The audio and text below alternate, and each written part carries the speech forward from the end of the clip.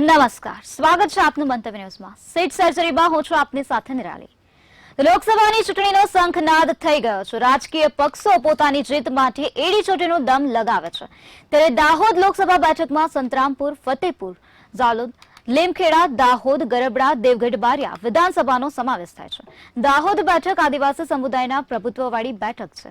ભીલ સમુદાયની તમામ તાલુકાઓમાં વધુ વસ્તી છે, ત્યારે દેવગઢ બારિયામાં કોળી સમાજના મતદારો પણ નોંધપાત્ર છે, ત્યારે લીમખેડામાં પણ કોળી સમાજના મતદાર નોંધપાત્ર તેમજ અન્ય સમાજના અંદાજે 10% મતદાર છે। આ બેઠક અત્યાર સુધી કોંગ્રેસ હસ્તક હતી। કોંગ્રેસે દાહોદ લોકસભા બેઠક પર અત્યાર સુધીમાં 9 વખત જીત મેળવી છે। દાહોદ લોકસભા બેઠક પર સોમાભાઈ ડોમારે સૌથી વધુ 6 વખત જીત પ્રાપ્ત કરી છે, જેના કારણે કોંગ્રેસ આ વિસ્તારમાં પોતાનું પ્રભુત્વ જમાવી શકી હતી, જ્યારે ભાજપે 4 વખત જીત પ્રાપ્ત કરી છે। તો એકંદરે આ બેઠક કોંગ્રેસના પ્રભુત્વ વાળી છે। અહીં 1 વખત સ્વતંત્ર પક્ષનો પણ વિજય થયો છે। દાહોદમાં ખાસ કરીને પ્રાથમિક સુવિધાઓનો અભાવ જોવા મળી રહ્યો છે, ત્યારે આ ઉપરાંત રોજગારને લઈને પણ અહીંયા વર્ષોથી સમસ્યા જોવા મળે છે। તો મોટાભાગે ચોમાસા આધારિત ખેતીનો મુદ્દો છે। તો જિલ્લામાં નહેરો, સિંચાઈના પાણીનો વિકલ્પ નથી। ચોમાસા સિવાયની સિઝનમાં નદી, ડેમના પાણી આધારિત ખેતી કરવામાં આવે છે। ત્યારે વર્ષ 2024ની લોકસભાની ચૂંટણીમાં ભાજપે આ બેઠક માટે જસવંતસિંહ ભાભોરને ટિકિટ આપી મેદાને ઉતાર્યા છે, અને કોંગ્રેસે ડોક્ટર પ્રભા તાવિયાડને ટિકિટ આપીને મેદાને ઉતાર્યા છે। ત્યારે આજે વિસ્તૃત વાત કરીશું સીટ સર્જરીમાં દાહોદ જિલ્લાના રાજકીય ઇતિહાસની અને અહીંયાના રાજકીય સમીકરણોની।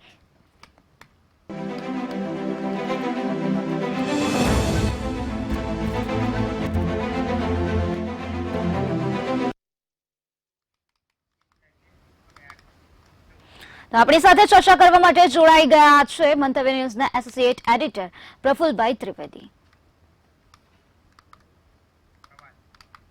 જી પ્રફુલભાઈ, હું તમને પૂછવા માંગીશ કે દાહોદ લોકસભા બેઠક પર ચૂંટણીની પ્રક્રિયા ધૂમ ધડાકા સાથે ચાલુ થઈ ગઈ છે, તો એ જણાવશો કે છેલ્લી 3 ચૂંટણી દરમિયાન ભાજપ અને કોંગ્રેસની સ્થિતિ કેવી રહી છે? નિરાલી, દેશભરમાં અને આખા રાજ્યની અંદર અત્યારે હવે ચૂંટણીની પ્રક્રિયા ચાલુ થઈ ગઈ છે। ચૂંટણીનો ધમધમાટ ચાલુ થઈ ગયો છે। આ બેઠકનું મહત્ત્વ એટલા માટે છે કે એને પૂર્વનો એક ગેટ કહેવામાં આવે છે, પૂર્વ દરવાજા તરીકે ઓળખવામાં આવે છે, કેમ કે એ મધ્યપ્રદેશ, ગુજરાત અને રાજસ્થાનના ત્રિભેટે આવેલો આ એક વિસ્તાર છે, આદિવાસી બાહુલ્યવાળો વિસ્તાર છે, અને આ છે એ એસટી તરીકે બેઠક છે એ રિઝર્વ છે। હવે જો આપણે છેલ્લી 3 ચૂંટણીનો ઇતિહાસ જોઈએ તો 2009માં છે એ પ્રભાબેન તાવડિયા છે, જે અત્યારે ટિકિટ આપવામાં આવી છે, એ ભાજપના સોમાભાઈ ડામોર સામે જીત્યા હતા। પ્રભાબેનને 46.89% મતો મળ્યા હતા, જ્યારે સોમાભાઈ ડામોર છે જે ભાજપના હતા એમને 35.94% મતો મળ્યા હતા। પરંતુ 2014 અને 2019માં ભાજપનો ત્યાં વિજય થતો આવ્યો છે। 2014માં જસવંતસિંહ ભાભોર ભાજપમાંથી ઊભા હતા, અને એમની સામે ફરી જે અગાઉ સંસદ સભ્ય રહી ચૂકેલા પ્રભાબેનને ટિકિટ મળી હતી કોંગ્રેસની। જસવંતસિંહને 5,11,111 મતો મળ્યા હતા, જ્યારે પ્રભાબેનને 2,80,787 મતો મળ્યા હતા, એટલે લગભગ 2,70,000 જેવી સરસાઈ હતી। અને 2019માં જોઈએ તો જસવંતસિંહ ભાભોરને ભાજપે રિપીટ કર્યા, અને એમની સામે બાબુભાઈ કટારા કોંગ્રેસના ઊભા રહ્યા। જસવંતસિંહને 5,61,760 મતો મળ્યા હતા, જ્યારે કોંગ્રેસના બાબુભાઈને 4,34,164 મત મળ્યા હતા। 1,27,000ની લીડ હતી। એટલે ભાજપ છે એ 2 વખતથી ચૂંટાતો હોય છે, પણ એની જો આગળ જો થોડા જઈએ ને તો 2004માં બાબુભાઈ કટારા ભાજપમાંથી જીત્યા હતા, અને પ્રભાબેન છે કોંગ્રેસમાંથી ઊભા હતા, પરંતુ આ જીત છે એ માત્ર 361 મતે હતી। એટલે બહુ જ પાતળી, અત્યંત પાતળી સરસાઈથી ભાજપ 2004માં જીત્યું હતું। આ આખો છે એનો ઇતિહાસ રહ્યો છે। બીજું, જો આ બેઠકના ઇતિહાસની વાત કરીએ તો આ બેઠકનું નામ પણ વારંવાર બદલાતું રહ્યું છે। આ 1952થી જ્યારે આ શરૂઆત થઈ ત્યારે આ બેઠકનું નામ દાહોદ, પંચમહાલ, વડોદરા ઈસ્ટ એ નામથી જાણીતી હતી। ત્યારબાદ એ બેઠકનું નામ બદલાઈ અને દાહોદ પંચમહાલ આવ્યું અને 2057 પછી દાહોદ બેઠકનું અસ્તિત્વ અલગ રીતે આવ્યું. હવે 1962 થી 67 સુધી આ બેઠક છે એસસી એટલે અનુસૂચિત જાતિ માટે અનામત હતી. જ્યારે 1967 પછી એસટી એટલે અનુસૂચિત જનજાતિ માટે એ અનામત બેઠક તરીકે જાહેર થઈ અને આ બેઠક નીચે 7 વિધાનસભાની બેઠકો છે જ્યાં અત્યારે ભાજપના ધારાસભ્યો ચૂંટાયેલા છે, જે હવે આપણે આગળ જતા વાત કરીશું. જી પ્રફુલભાઈને હું પૂછવા માંગીશ કે પ્રફુલભાઈ, દાહોદ લોકસભાની નીચે આવતી 7 વિધાનસભાની સ્થિતિ હાલ કેવી છે? નિરાલે, મેં પહેલાં કહ્યું તેમ જે સાથે સાથ છે સંતરામપુર, ફતેપુરા, ઝાલોદ, લીમખેડા, દાહોદ, ગરબાડા અને દેવગઢ બારૈયા, આ તમામ બેઠકો છે ત્યાં 2022ની જે વિધાનસભાની ચૂંટણી થઈ હતી એમાં ભાજપનો વિજય થયો છે. પરંતુ ઇન્ટરેસ્ટિંગ બાબત એ છે કે એ વખતે આમ આદમી પાર્ટીએ ઘણો બધો સારો દેખાવ કર્યો હતો. એટલા માટે આપણે જો થોડા મતોનું એનાલિસિસ કરીએ તો સંતરામપુરમાં જે ભાજપના ડૉક્ટર કુબેર ડિંડોર છે એ ચૂંટાયા છે અને એમની સામે જે ગેંડાભાઈ ડામોર ઊભા હતા એમની કોંગ્રેસના હાર થઈ હતી. જ્યારે ત્રીજા નંબરે આમ આદમી પાર્ટીના પર્વભાઈ હતા. હવે તમે જુઓ તો ભાજપને 34.99% મત મળ્યા હતા, કોંગ્રેસને 24.8% મળ્યા હતા, જ્યારે આમ આદમી પાર્ટીને 17.19% મત મળ્યા હતા. એટલે આ બેનો જો સરવાળો થાય તો એ ભાજપની નજીક પહોંચી જાય છે. હવે ફતેપુરામાં છે એ રમેશ કટારા જીત્યા છે ભાજપના, એમની સામે હાર થઈ હતી કોંગ્રેસના ઉમેદવાર રઘુભાઈ મચ્છરની. અને ત્રીજા નંબરે જે છે ગોવિંદભાઈ પરમાર જે આમ આદમી પાર્ટીના, ખરેખર આમ આદમી પાર્ટીના જે ઉમેદવાર છે ગોવિંદભાઈ એ બીજા નંબરે રહ્યા હતા, કારણ કે ભાજપને છે 42.78% મત મળ્યા હતા, આમ આદમી પાર્ટીને 28.76% મત મળ્યા હતા, જ્યારે કોંગ્રેસને 21.17% મત મળ્યા હતા. એટલે કોંગ્રેસે આ બેઠકમાં ત્રીજા નંબરે હતી, આમ આદમી પાર્ટી બીજા નંબરે હતી. હવે ઝાલોદમાં જુઓ તો મહેશભાઈ ભુરિયા છે, એમને 51.41% મત મળ્યા હતા ભાજપના, જ્યારે અહીં પણ બીજા નંબરે આમ આદમી પાર્ટી છે. અનિલભાઈ ગરાસિયા છે, એમને 28.53% મત મળ્યા હતા, જ્યારે કોંગ્રેસને માત્ર 13.67% મત મળ્યા હતા. એ ત્રીજા નંબરે છે. નીતેશભાઈ ગરાસિયા કરીને ઊભા હતા. એ લીમખેડાની વાત કરીએ તો રમેશભાઈ ગુંદિયા કોંગ્રેસના હતા, એ અહીંયા પણ ત્રીજા નંબરે છે. શૈલેષભાઈ ભાભોર છે ભાજપના, એને 46.13% મત મળ્યા. આમ આદમી પાર્ટીના રમેશ બારૈયાને 43.69% મત મળ્યા, જ્યારે કોંગ્રેસને માત્ર 5.38% મતો જ મળ્યા હતા.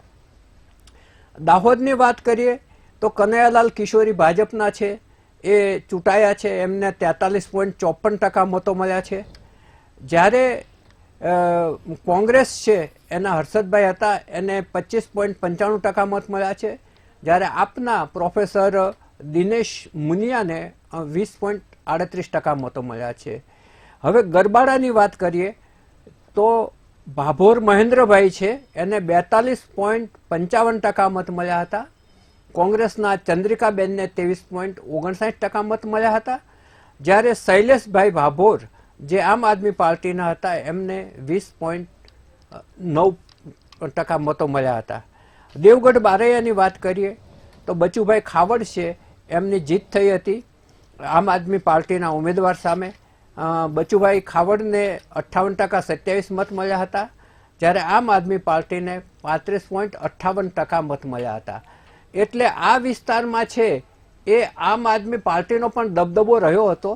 એટલે જ્યારે કોંગ્રેસે ઉમેદવાર જાહેર નહોતા કર્યા ત્યારે આમ આદમી પાર્ટીને આ બેઠક મેળવવા માટેની એક લાલસા હતી અને એમણે કહ્યું પણ હતું કે ભાઈ કોંગ્રેસ ઝડપથી ઉમેદવાર જાહેર કરે, નહીં તો પછી અમે ઉમેદવાર ઊભો કરીશું, એવું ચૈતર વસાવા એક વખત બોલ્યા હતા અને હવે આમ આદમી પાર્ટી અને કોંગ્રેસ હવે ઇન્ડિયા ગઠબંધનમાં એક સાથે છે તો કેવો દેખાવ કરી શકશે આવનારી ચૂંટણીમાં એ જોવાનું રહે છે. જી, તો અત્યારે આપણી સાથે ચર્ચા કરવા માટે રીનાબેન ભટ્ટ જોડાઈ ગયા છે, જે રાજકીય વિશ્લેષક છે. તો જી રીનાબેન, હું તમને પૂછવા માંગીશ કે આ બેઠક પર અગાઉ કોંગ્રેસનો દબદબો રહ્યો છે, પરંતુ છેલ્લી 2 ચૂંટણી દરમિયાન ભાજપનો દબદબો રહ્યો છે. ત્યારે ભાજપ મોટી લીડથી જીતતું રહ્યું છે, તો આ વખતે પરિસ્થિતિ કેવી રહેશે તે જણાવો. નિરાલી, સૌથી પહેલી વાત એ છે કે ખરેખર કોંગ્રેસનો તમે જો 1970 થી ત્યાં દબદબો હતો, તો 1998 સુધી લગભગ ત્યાં કહી શકાય કે સતત 6 થી 7 ટર્મ સુધી સોમાભાઈ જીતતા આવ્યા હતા. અને આ વિસ્તાર એટલે ખાસ કરીને આદિવાસી પ્રભુત્વ વાળો વિસ્તાર છે, જ્યાં ભીલ અને બહોરા જાતિની કહી શકાય કે એક કોમ્યુનિટી વધારે કહી શકાય અસરકારક છે. તો સૌથી મોટી વાત એ છે કે કોંગ્રેસની વાત કરવામાં આવે તો કોંગ્રેસ પોતે ખરેખર કે જે એક સમય કહી શકાય કે ખામ થિયરીની જન્મદાતા હતી, તમે જો હતો, અને એની એક પેટર્ન હતી કે આદિવાસી જે કહી શકાય કે બહુલ વિસ્તારો હતા ત્યાં એનું પ્રભુત્વ હતું. પરંતુ તમે જો કે સંગઠનની જે એમની કહી શકાય કે અસર, જે એમની પકડ હોવી જોઈએ, એ ધીમે ધીમે કહી શકાય કે બિલકુલ છૂટતી ગઈ. જૂથબંધી, સંગઠન, આ બધી જે વસ્તુઓ હતી ઓલ ઓવર, એ બધાના લીધે તમે જો કે એમની જે પરંપરાગત વર્ષોથી જે એમની મત બેંક હતી એ તમે જો કે ધીમે ધીમે એમાં ગાબડા પડવા માંડ્યા. બાકી આદિવાસી હોય, મુસ્લિમ હોય, તમે જો તો, અને ઓબીસી, આ બધી જ જે કોમો હતી મોટાભાગે, એ તમે જો કે કોંગ્રેસને અત્યાર સુધી મત આપતી હતી, એ પ્રકારનો એક કહી શકાય કે પરંપરા રહી છે. અને પ્રચંડ બહુમતીથી લાવનાર પણ આ લોકો જ હતા. ત્યારે તમે જો કે આદિવાસીઓમાં પણ એમનો દબદબો હતો. પરંતુ જે સંગઠનના કહી શકાય કે જે એમનું પકડ હતી એના લીધે તમે જુઓ કે જે ધીમે ધીમે પ્રભુત્વ તેઓ લોકો ગુમાવતા ગયા. અને આજે સ્થિતિ એ છે કે પાછલા 2 ટર્મથી તમે જુઓ કે ભાજપ ત્યાં જીતતું આવ્યું છે. અને હવે આગામી સમયમાં પણ તમે જુઓ કે કહી શકાય કે જો અસરકારક મુદ્દા કોંગ્રેસ રજૂ કરી નહીં શકે તમે જો તો પછી એ સ્થિતિ રહેવાની છે. અને એમાં મુખ્ય બાબત હું તમને બીજી જણાવું કે ખરેખર આ વિસ્તાર જે છે એ તમે જુઓ કે નકલી કચેરીઓ એના લીધે પણ બદનામ થયેલો છે છોટાઉદેપુર. અને આ વિસ્તાર આજે પણ અવિકસિત છે. ત્યાં તમે જો તો રોડ, રસ્તા, રોજગારી, આ પ્રકારની કહી શકાય કે અલગ અલગ ઘણી બધી સમસ્યાઓ છે. ત્યાં આજે પણ મેં એક હમણાં જ વિડીયો જોયો હતો કે ત્યાં એક જે થોડું દૂરના છેવાડાના એક ગામમાં એક મહિલાને પ્રસૂતિ કરવા માટે તમે જો તો જોડીમાં લઈ જવામાં આવતી હતી, કારણ કે રોડ રસ્તો આજે પણ એટલા ખરાબ છે ત્યાં કે 108 પણ પહોંચી નથી શકતી. એટલે આ સિચ્યુએશનના લીધે તમે જુઓ કે કહી શકાય કે આ લોકો વિકાસથી આજે પણ વંચિત છે.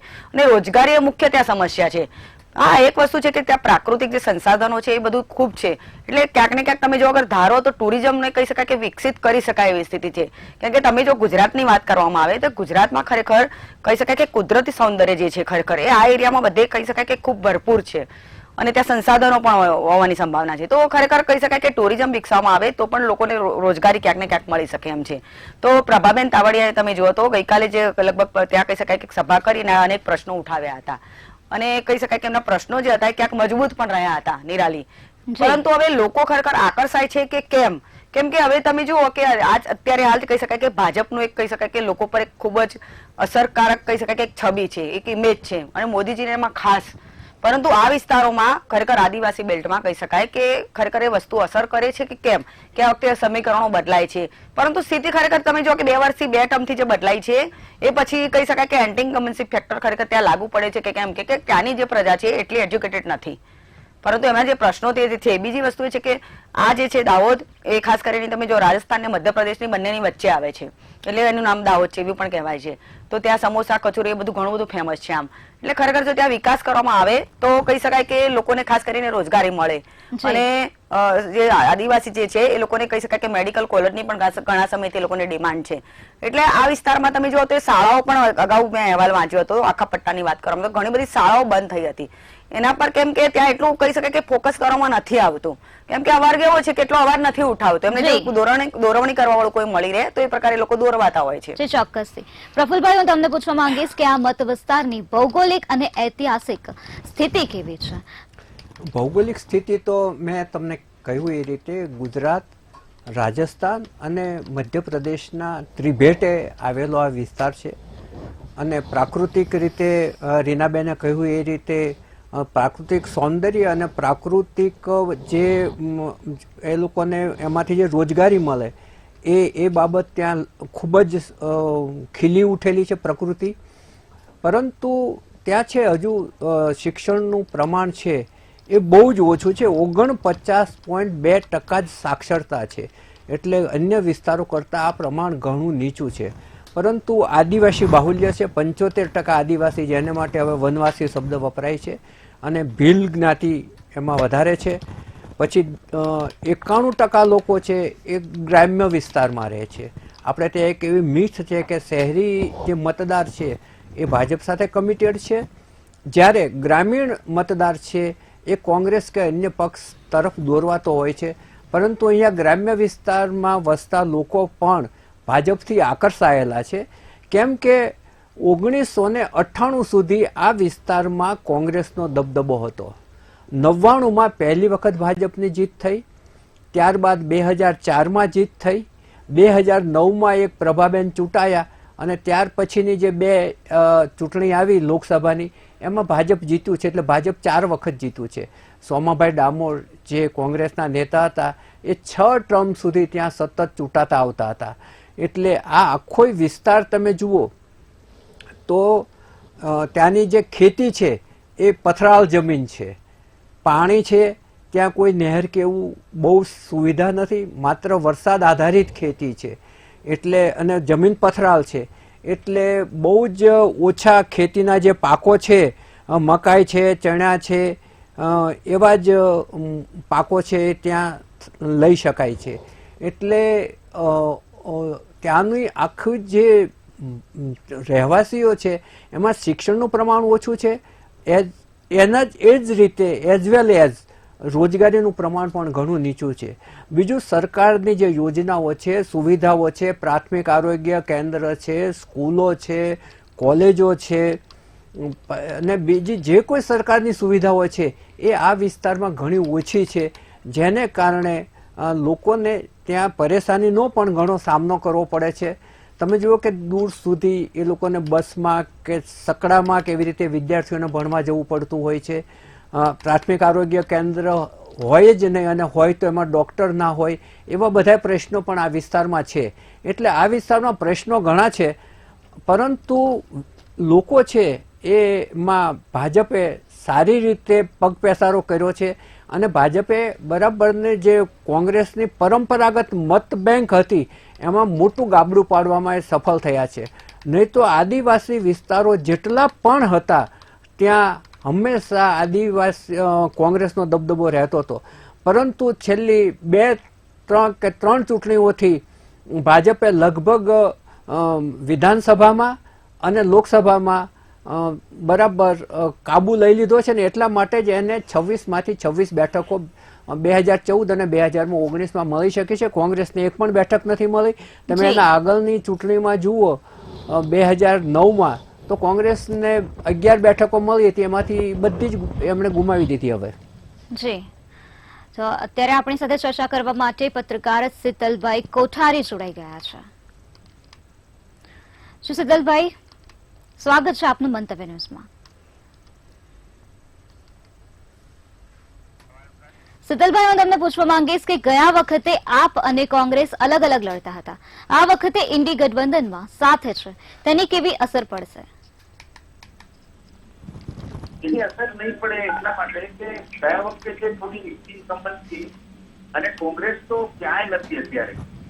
એટલે આમ જોવા જઈએ તો આપ અને કોંગ્રેસમાં આંતરિક મતભેદ છે, એટલે એ મતભેદની અસર આ ચૂંટણીમાં જોવાશે. કોંગ્રેસમાં આંતરિક જે ચિંકબંધી છે, કારણ કે એમની પાસે કોઈ ઉમેદવાર પણ નહોતો. આ ઉમેદવારને ફરી રિપીટ કરાયા છે, જે કેવી રીતે કરાયા છે સૌ કોંગ્રેસી મિત્રો જાણે જ છે. એટલે હું માનું છું ત્યાં સુધી આ વખતે એ ફેક્ટર કંઈ બહુ કામ કરે નહીં.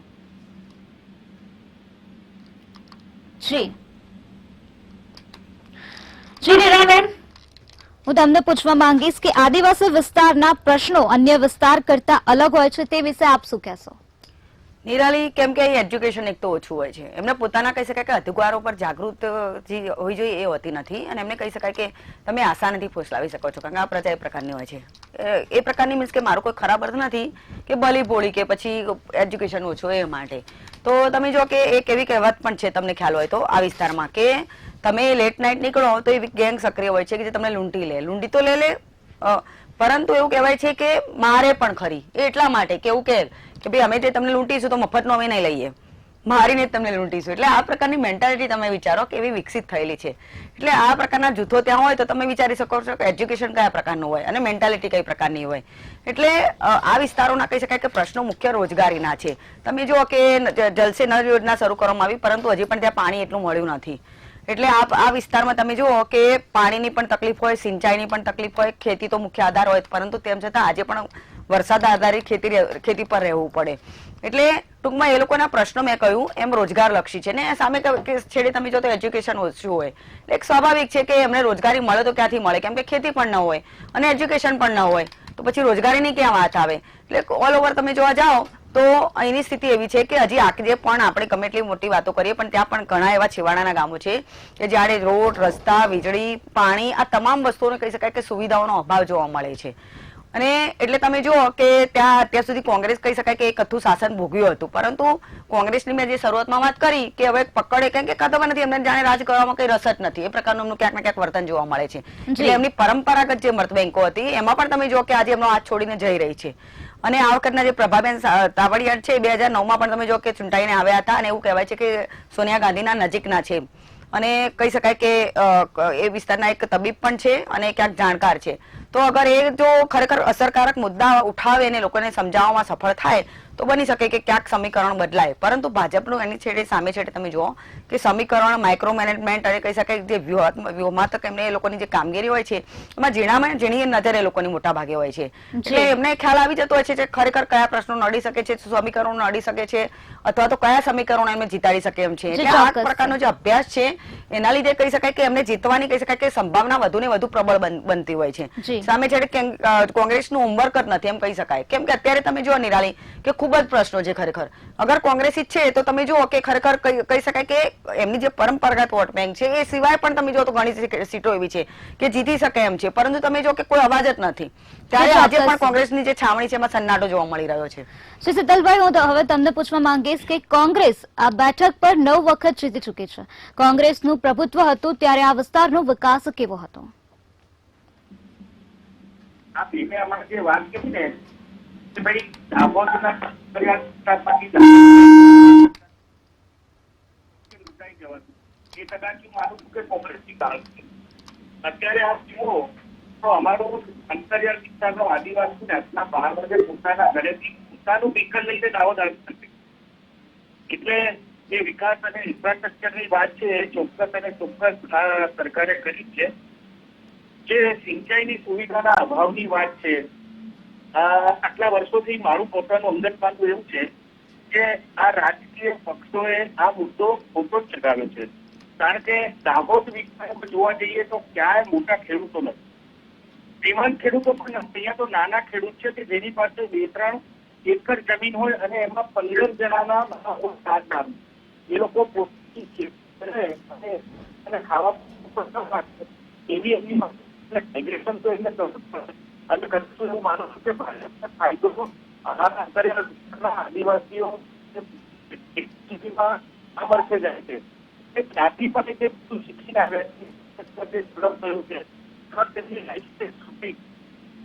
કેટલાક વિસ્તાર હજી જે અંતર રહ્યા છે કે જેમની હજી પણ પ્રાચીન કાળના આદિવાસીની જેમ જ પામી છે, પરંતુ જ્યાં સુધી સમિટેડ હોતો છે ફેલાયેલા છે અને હંમેશા 24/7 ઇલેક્શન બોર્ડમાં રહેતો હોય છે. એટલે હું માનું છું કે આ વર્ષે કહ્યું એમ ભાજપ માઇક્રો ફાઇનાન્સ સાથે છેવાડાના માનવી સુધી પહોંચ્યો છે. એટલે આ વખતે જોવા જઈએ તો કદાચ કોંગ્રેસ બહુ સફળ નહીં થાય. જી પ્રફુલભાઈ, હું તમને પૂછવા માંગીશ કે આ ચર્ચાની સમાપનમાં આપ શું કહેશો? નિરાલી, આ આખો વિસ્તાર જે છે આદિવાસી વિસ્તાર છે, પરંતુ એ સમાપનમાં હું કહું એ પહેલાં એક હું અપીલ કરવા માગું છું કે ચૂંટણી છે એ એક લોકશાહીનું પર્વ છે અને આ પર્વને આપણે વધુ ઉજ્જવળ બનાવવા માટે 100% મતદાન થાય એ ખૂબ જ જરૂરી છે. હું તો મતદાન કરીશ જ એવી પ્રતિજ્ઞા લો અને તમારી આસપાસના લોકોને પણ પ્રતિજ્ઞા લેવડાવો, કેમ કે આપણે 100% મતદાન કરીએ તો જ આપણને પૂછવાનો અધિકાર છે કે આ સરકાર સારું કામ કરે છે કે નથી કરતી. એટલે આ એક અપીલ છે કે આપણે 100% મતદાન કરીએ. હવે જે દાહોદની આપણે વાત કરીએ તો દાહોદમાં ભાજપે એનો બહુ મજબૂત પગ પેસારો કર્યો છે છેલ્લી 2 વખતથી, અને તમામ આદિવાસી વિસ્તારો, બધા જ આદિવાસી વિસ્તારની અંદર ખૂબ જ એ લોકોએ મતદારના મનનો કબજો લઈ લીધેલો છે. તમે જુઓ કે નરેન્દ્ર મોદી વડાપ્રધાનશ્રીએ પણ આદિવાસી વિસ્તારની અંદર એમના જે પૂર્વ નેતાઓ હોય છે એની જન્મ જયંતિ એના ઉજવતા હોય છે, એમના મંદિરોમાં દર્શને જતા હોય છે. આદિવાસીઓની વચ્ચે 1 કે 2 સભાઓ દર 6 કે 12 મહિને એ કરી લેતા હોય છે. એટલે આદિવાસીઓ જે છે એ એમની જે શૈલી છે, એમની જે પ્રખર વક્તૃત્વ શૈલી પણ છે, એનાથી ચોક્કસપણે આકર્ષાયેલા છે, અભિભૂત થયેલા છે. અને ભાજપ છે એ જો વિકાસ કરશે તો વિકાસના ફળ અમારા સુધી પહોંચશે એવી આ વનવાસીઓને ખૂબ જ મોટી આશા છે. અને એના જ કારણે એ લોકો હંમેશા ભાજપ તરફ મતદાન કરે છે. અને એના કારણે જે 7 વિધાનસભા છે એ ભાજપના હાથમાં છે. અને આ જે લોકસભાની બેઠક છે દાહોદની, એ છેલ્લી 2014 ને 2019થી ભાજપ પાસે છે. એટલે આ વખતે પણ ભાજપનો હાથ ઉપર રહેશે એવું એક વાતાવરણ ચોક્કસપણે સર્જાયું છે. જી પ્રફુલભાઈ, રીનાબેન અને શીતલભાઈ અમારી સાથે જોડાયા તે બદલ આપનો આભાર. તો આજે સીટ સર્જરી બાદ વિસ્તૃત રીતે વાત કરી દાહોદ બેઠકની. તો નજર કરી દાહોદના રાજકીય વાતાવરણ પર. ત્યારે હવે આવતીકાલે ફરી મળીશું નવી બેઠક સાથે અને નવી ચર્ચા સાથે. આવતીકાલે ચર્ચા કરીશું વલસાડ બેઠકની. નમસ્કાર.